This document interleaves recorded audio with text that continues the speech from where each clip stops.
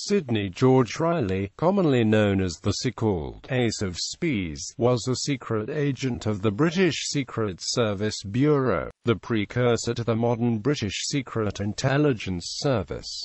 He is alleged to have spied for at least 4 different powers. Reilly's fame was created during the 1920s, in part by his friend, the British diplomat and journalist Sir Robert Bruce Lockhart, who publicized the thwarted operation to overthrow the Bolshevik regime in 1918. The London Evening Standard published in May 1931 a serial, headlined "Master Spy Imparting His Exploits." Later Ian Fleming used Reilly as a model for James Bond. Today many historians consider Reilly to have been the first 20th-century super spy. Much of what is thought to be known about him could be false, however, as Reilly was a master of deception and most of his life is shrouded in legend. Origins and youth. The origins, identities and activities of Sidney Reilly have befuddled researchers and intelligence agencies for more than 100 years, and much of his purported life and many of his notorious exploits should be cautiously examined. Reilly himself told several versions of his origins to confuse and mislead investigators. He claimed to be the son of an Irish merchant seaman, an Irish clergyman, and an aristocratic landowner and habitué of the imperial court of Tsar Alexander III of Russia. According to the Ukrainian newspaper Segodnya, he was born Zygmunt Markovich Rosenblum on 24 March 1874 in Odessa, then a Black Sea port of the Russian Empire. His father, Mark, was a stockbroker and shipping agent, and his mother came from an impoverished noble family. Other sources say that Reilly was born Georgy Rosenblum in Odessa on 24 March 1873 or 1874. However, in Ace of Spies, the true story of Sidney Reilly, Andrew Cook states that Reilly was born on 24 March 1873 in the Jewish Kherson gubernia of Tsarist Russia, as Salomon Rosenblum, and that he was the illegitimate son of Polina, his acknowledged mother, and Dr. Mikhail Abramovich Rosenblum, the trusted first cousin of Reilly's putative father Grigory Rosenblum. There is also speculation that he was the son of a merchant marine captain and the above-mentioned mother. Early life. According to Rosenblum, in 1892 the Imperial Russian Secret Police arrested him for being a messenger for a revolutionary group, the Friends of Enlightenment. After he was released, Grigory, his assumed father, told him that his mother was dead and that his biological father was her Jewish Dr. Mikhail A. Rosenblum. Renaming himself Zygmunt Rosenblum, he faked his death in Odessa harbor and stowed away aboard a British ship bound for South America. In Brazil, young Zygmunt adopted the name Pedro and worked odd jobs as a dock worker, a road mender, a plantation laborer and, in 1895, a cook for a British intelligence expedition. Rosenblum allegedly saved both the expedition and the life of Major Charles Fothergill when hostile natives attacked them. Rosenblum seized the British officer's pistol and, with single-hand marksmanship, killed the attacking natives. Appropriately for a fantastic story, Major Fothergill rewarded Rosenblum with £1,500, a British passport and passage to Britain. The Pedro became Sidney Rosenblum. Andrew Cook asserts in Ace of Spies, the true story of Sidney Reilly, that the evidence contradicts this tale of Brazil. Cook states that the arrival of Zygmunt Rosenblum in London in December 1895 was from France, and was prompted by Rosenblum's unscrupulous acquisition of a large sum of money in Saint-Maur-des-Fossés, a residential suburb of Paris, necessitating a hasty flight. According to Cook's account, Rosenblum and Jan Wojtek, a Russian accomplice, waylaid 2 Italian anarchists on the 25th 25th of December 1895 and robbed them of a substantial amount of revolutionary funds. One anarchist's throat was cut, the other, Constant Delacasse, died from knife wounds in Fontainebleau Hospital 3 days later. By the time Delacasse's death appeared in the newspapers, police had learned that one of the assailants, whose physical description matched Rosenblum's, was already en route to Britain. Rosenblum's accomplice, Wojtek, later related this incident as well as other dealings with Rosenblum to the British Secret Intelligence Service. Regardless of whether Sigmund Rosenblum arrived in Britain via Brazil or France, he resided at the Albert Mansions, an apartment block in Rosetta Street, Waterloo, London, in early 1896. Now settled in Britain, Rosenblum created the Ozone Preparations Company, which peddled patent medicines. Because of his knowledge of languages, Rosenblum became a paid informant for the émigré intelligence network of William Melville, Superintendent of Scotland Yard's Special Branch and, according to Cook, later the clandestine head of the British Secret Service Bureau, which was founded in 1909. In London, 1890s. In 1897, Rosenblum began a torrid affair with Margaret Thomas, the youthful wife of Reverend Hugh Thomas. Shortly before the latter's death, Rosenblum first met Reverend Thomas in London via his Ozone Preparations Company. Thomas had a kidney inflammation and was intrigued by the miracle cures peddled by Rosenblum. Thomas introduced Rosenblum to his young wife at his manor house, and an affair developed between the two over the next 6 months. On the 4th of March 1898, Thomas altered his will and appointed Margaret as an executor. A week after the making of the new will, Reverend Thomas and his nurse arrived at New Haven Harbour Station. On the 12th of March 1898, in that same hotel, Rev. Tommy was found dead in his bed. A mysterious Dr. T.W. Andrew, who matched the physical description of Sigmund Rosenblum, appeared on the scene to certify Thomas' death as generic influenza and, signing the relevant documents, proclaimed that there was no need for an inquest.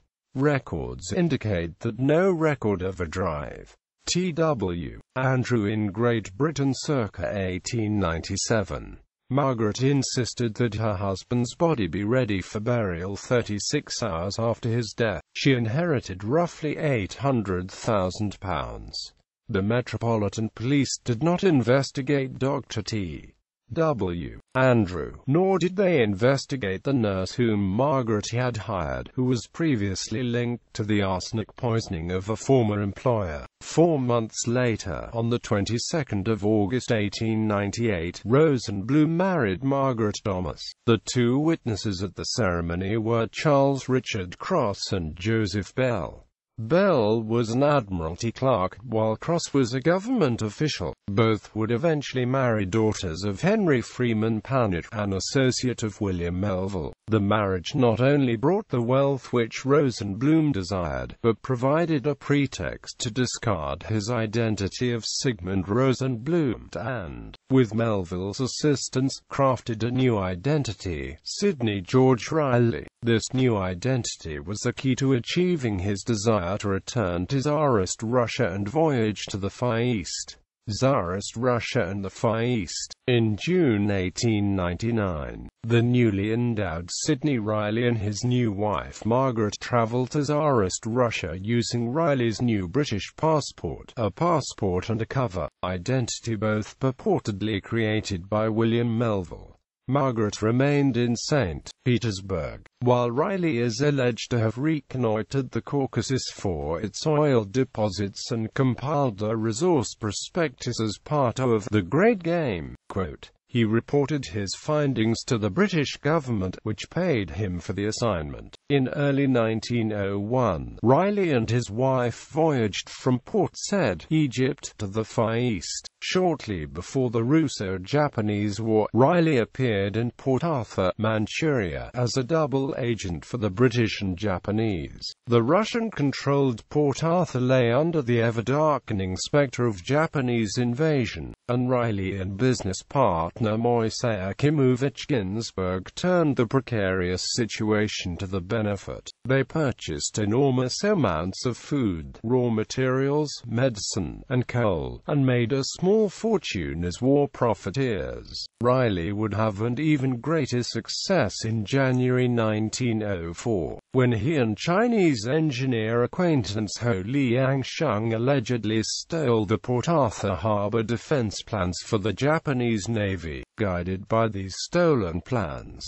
the Japanese Navy navigated through the Russian minefield protecting the harbor and launched a surprise attack on Port Arthur on the night of 8–9 February 1904. Yet the stolen plans did not help the Japanese much. More than 31,000 Russians ultimately perished defending Port Arthur, but Japanese losses were much higher, losses that nearly undermined the war effort. Historian Winfried Ludecker suggests that, upon leaving Port Arthur, Manchuria, Reilly voyaged to Imperial Japan in the company of an unknown mistress. If Reilly did visit Japan, presumably to be paid for his espionage, he could not have stayed very long, for by June 1904 Reilly appeared in Paris, France. During the brief time Reilly spent in Paris, he renewed his close acquaintance with William Melville, sometimes incorrectly described as the first Director General of MI5, whom Reilly had last seen just prior to his 1899 departure from London. Reilly's meeting with Melville is most significant, for within a matter of weeks Melville was to use Reilly's expertise in what would later become known as the D'Arcy Affair.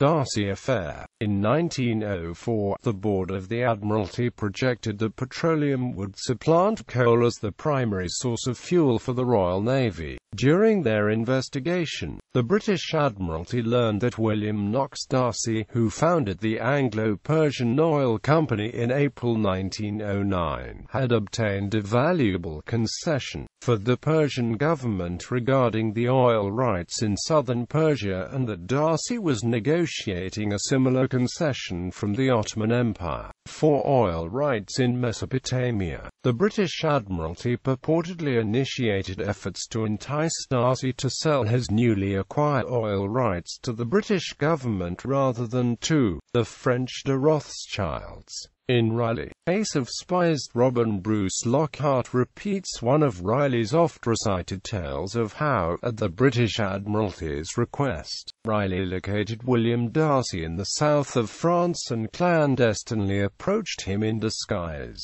According to Reilly, he boarded Lord de Rothschild's yacht attired as a Catholic priest and secretly persuaded D'Arcy to terminate negotiations with the Rothschilds and return to London to meet with the British Admiralty. Biographer Andrew Cook is skeptical about Reilly's involvement in the D'Arcy Affair, for in February 1904, Reilly was purportedly still in Port Arthur, Manchuria. Cook further claims that it was Reilly's intelligence chief, William Melville, and a British intelligence officer, Henry Curtis Bennett, who undertook the D'Arcy assignment. An alternative scenario put forward in the prize by Daniel Jurgen has the Admiralty putting forward a syndicate of patriots to keep D'Arcy's concession in British hands, apparently with the full and eager cooperation of D'Arcy himself, although the extent of his involvement in the D'Arcy affair is unknown. It has been verified that Reilly stayed in the French Riviera on the Côte d'Azur after the incident, a location very near the Rothschild yacht. After conclusion of the D'Arcy affair, Reilly journeyed to Brussels, and, in January 1905, he arrived in St. Petersburg, Russia. Frankfurt International Airshow. In Ace of Spies, biographer Robert Bruce Lockhart recounts Reilly's alleged involvement in obtaining a newly developed German magneto at the first Frankfurt International Airshow in 1909. According to Lockhart, On the fifth day of the airshow, a German plane lost control and crashed, killing the pilot. The plane's engine was alleged to have used a new type of magneto that was far ahead of other designs. Reilly and a British CIS agent posing as one of the exhibition pilots diverted public attention while they removed the magneto from the wreck and substituted another. The CIS agent quickly made detailed drawings of the German magneto, and when the airplane had been removed to a hangar, the agent and Reilly managed to restore the original magneto. However, another biographer, Andrew Cook, has countered that this incident never happened. According to documents, no plane crashes occurred during the event. Stealing weapon plans. According to Lockhart, the German Kaiser was expanding the war machine of Imperial Germany in 1909, and British intelligence had scant knowledge regarding the types of weapons being forged inside Germany's war plants. At the behest of British intelligence, Reilly was sent to obtain weapons plans. Reilly arrived in Essen, Germany, in 1909 disguised as a Baltic shipyard worker by the name of Karl Hahn. Having prepared his cover identity by learning welding at a Sheffield engineering firm, Reilly obtained a low-level position as a welder at the Essen plant. Soon he joined the plant fire brigade and persuaded its foreman that a set of plant schematics were needed to indicate the position of fire extinguishers and hydrants. These schematics were soon lodged in the foreman's office for members of the fire brigade to consult, and Reilly set about using them to locate the weapon plans. In the early morning hours, Reilly used lockpicks to break into the office where the weapon plans were kept, but was discovered by the foreman. Reilly strangled the foreman and completed the theft. From Essen, Reilly took a train to Dortmund to a safe house, and tearing the plans into 4 pieces, mailed each separately. If one was lost, the other 3 would still reveal the gist of the plans. Cook casts doubt on this incident but concedes that German factory records show a Karl Hahn was indeed employed by the Essen plant during this time, and a plant fire brigade was in formal operation. First World War activity. One of Reilly's claims is that he was a secret agent behind German lines, and that he allegedly attended a German high command conference. However, Cook in Chapter 6 effectively debunks this by revealing Reilly's activities between 1915 and 1918. According to author Richard Spence in Trust No. 1, Reilly lived in New York City for at least a year, 1914-15, where he engaged in arranging munitions sales to both the Germans and the Imperial Russian Army. This is confirmed by papers of Norman Thwaites, Me-1C head of station in New York, wherein has been found evidence that Reilly approached Thwaites seeking a job in 1917-1918.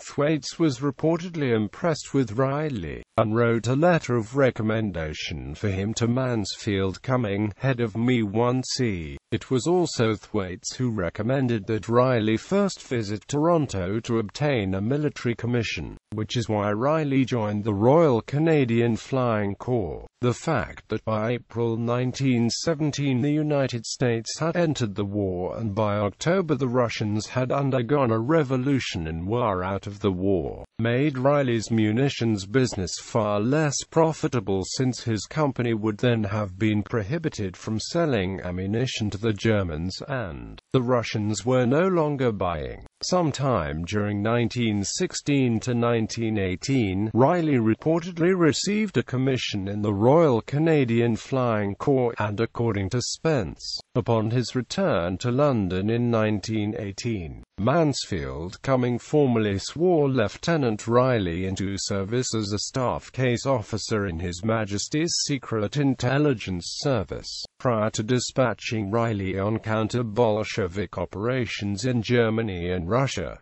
Ambassador's plot. The endeavor to depose the Bolshevik government and assassinate Vladimir Lenin is considered by biographers to be Reilly's most daring scheme. The Lockhart plot, or more accurately the Reilly plot, has sparked debate over the years. Did the Allies launch a clandestine operation to overthrow the Bolsheviks? If so, did the Cheka uncover the plot at the 11th hour, or had they unmasked the conspirators from the outset? Some historians have suggested that the Cheka orchestrated the conspiracy from beginning to end, and possibly that Reilly was a Bolshevik agent, provocateur. In May 1918, Robert Bruce Lockhart, an agent of the British Secret Intelligence Service, and Reilly repeatedly met Boris Savinkov, head of the Counter-Revolutionary Union for the Defense of the Motherland and Freedom. Savinkov had been Deputy War Minister in the Provisional Government of Alexander Fyodorovich Kerensky, and a key opponent of the Bolsheviks. A former Social Revolutionary Party member, Savinkov had formed the UDMF, consisting of several thousand Russian fighters. Lockhart and Reilly then contacted anti-Bolshevik groups linked to Savinkov and supported these factions with CIS funds. They also liaised with the intelligence operatives of the French and U.S. consuls in Moscow. In June, disillusioned members of the Latvian Riflemen began appearing in anti-Bolshevik circles in Petrograd and were eventually directed to Captain Cromie, a British naval attaché, and Mr. Constantine, a Turkish merchant who was actually Reilly, as Latvians were deemed the Praetorian Guard of the Bolsheviks and entrusted with the security of the Kremlin. Reilly believed the participation in the pending coup to be vital and arranged the meeting with Lockhart at the British mission in Moscow. At this stage, Reilly planned a coup against the Bolshevik government and drew up a list of Soviet military leaders ready to assume responsibilities on the fall of the Bolshevik government. While the coup was prepared, an Allied force landed on the 4th of August 1918 at Archangel,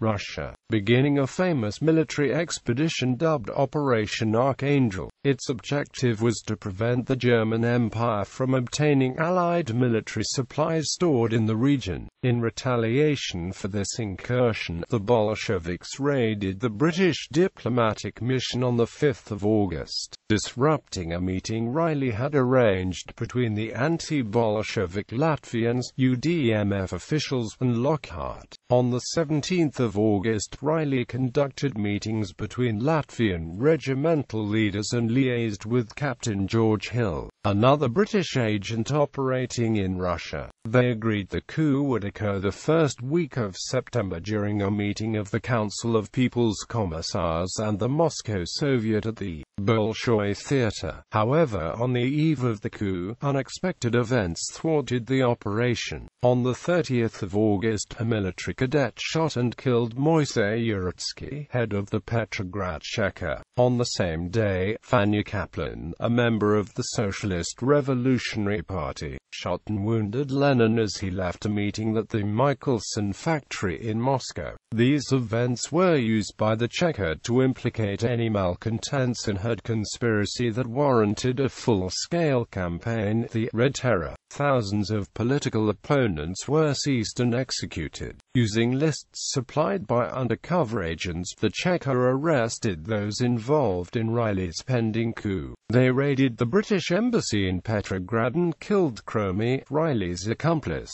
who put up an armed resistance. Lockhart was arrested, but later released in exchange for Litvinov, a diplomat who had been arrested in London in a reprisal. Elizaveta Otten, Reilly's chief courier, was arrested as well as his other mistress Olga Stajevskaya. Another courier, Maria Fried, with papers she carried for Reilly, was arrested at Otten's flat. On the 3rd of September, the aborted coup was sensationalized by the Russian press.